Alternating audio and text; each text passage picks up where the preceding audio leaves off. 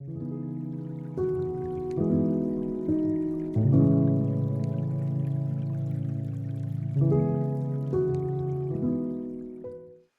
YouTube folks, Tom here again, and what I'd like to do is reverse things up a little bit. Normally what I'll have is all the tech at the beginning, and then I'll have myself like this, talking a bit at the end. And in this one here, it seemed more appropriate to go and have to talk at the beginning, and then bring the camera later on. The reason I thought this was I was going to explain, I sort of changed up things. I've been changing up my YouTubes to not to make every one of them I do the same as the same as the same. I try to add different graphics and whatnot. In this case here it's the same thing. But this particular intro, the graphics on it, it was something special. There was, back in the day, a few years ago, I used to have my own business. And it wasn't really a real business. What it was is a business entity. And I used it a few times and I enjoyed it quite a bit. So Summit was the name of that. And I've now brought Summit, the name Summit, to, as you can see, YouTube postings that I do. And I do that because I really was very proud of Summit, the name Summit, and what I did there. So the graphics that I included with Summit, I built those new. I thought they came out pretty darn well. It's taking some of the experience I have with Lightroom and Photoshop and such to put something together that looks really pro. I think it looks very pro now. So I hope you enjoyed seeing that. What I'm going to do today is talk about my Nikon F5 film camera. It's the by far the heaviest camera that I have. But being a film camera, I still like to bring it around a little bit. It's 35mm film, and it has some really incredible specs to the camera. For instance, if I were to set it up, I can have a picture burst rate of 8 frames per second. Think about that. Digital nowadays can do even farther than that. Okay, true. But for a film camera, 8 frames a second was the fastest camera ever made. The Nikon topped everything. Another thing about the Nikon here is it's built like a brick. The build of aluminum and titanium made it a rock tough camera, and it was really done so that it could be marketed to professionals, sports photographers, any kind of media type photographers, guys or people that did their work day after day after day. They had to rely on hardware that could do the work with them. So the Nikon F5 was one of those pieces of hardware. It works well for me because, although back in the day, before I retired, I was quite handy, being a toolmaker and engineer and whatnot. But now I'm quite klutzy, but the Nikon F5 is up to the task with me. So heavy, you can tell it's heavy like a brick. But that's also good for me because being a brick, it's not so delicate.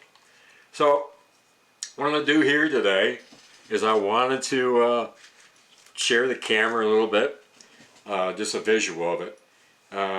But I'll follow on with some still pictures and short presentations where I'm getting in more detail what the camera's like. Now, believe me, I am not going to go through a tech. I don't intend these YouTubes that I do to be a tech review. There's others for that. But what I do like about it is I enjoy the heck out of doing YouTubes. So if I can couple that together with something else I enjoy quite a bit, my cameras or whatever, I will do that. I could share with you, explain my love for them, I guess. And I hope you enjoy that. So sit back, enjoy this little short YouTube I did, and have fun, enjoy it.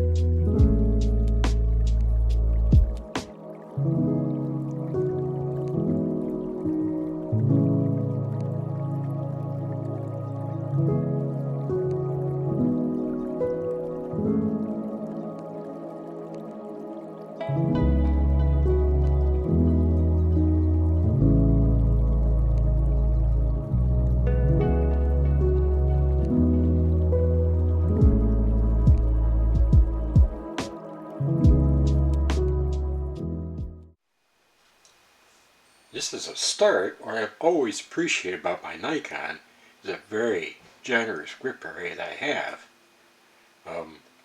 You know, I just can't really do a good job with a small grip on a phone and whatnot. But this Nikon has no problem with me, or I have no problem with it. It's very comfortable for me, and seems very solid too. A cool feature of my Nikon is I've got this optional back on it which emblazes data onto the negative. And it shows up when I develop the film, you know, and whatnot. But it's got information such as the date, time, and everything like that. And it's very, very convenient. You know, it's equivalent to what the digital cameras, you know, do now, but, you know, back in the film days, this was very retro, you know, very high tech. So, you know, I enjoy that quite a bit too. Part of the back of the camera, it gives you a lot of information as far as the settings in a LED type display. It's well done. It really is. You know, it's very comparable to the newest cameras nowadays, digital-wise. So, you know, I've never had any problems with that. It's actually very informative and simplistic, very simple to use, and it has a very good, very smart idea of a timeout that after a few minutes or so it'll go to sleep and save the battery, and that's important. You know, batteries are money.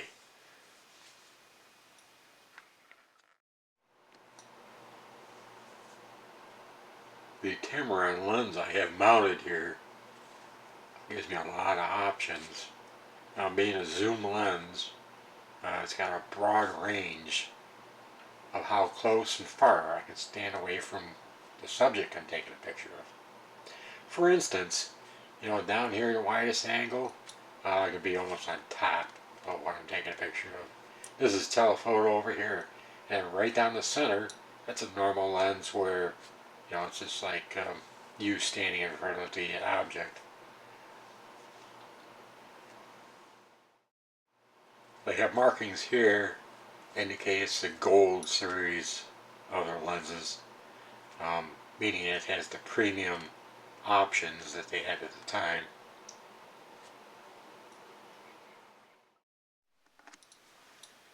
The camera back that I have mounted right now has various functions that emblaze, I guess, mark the film with different information and what the camera settings were at the time of the picture.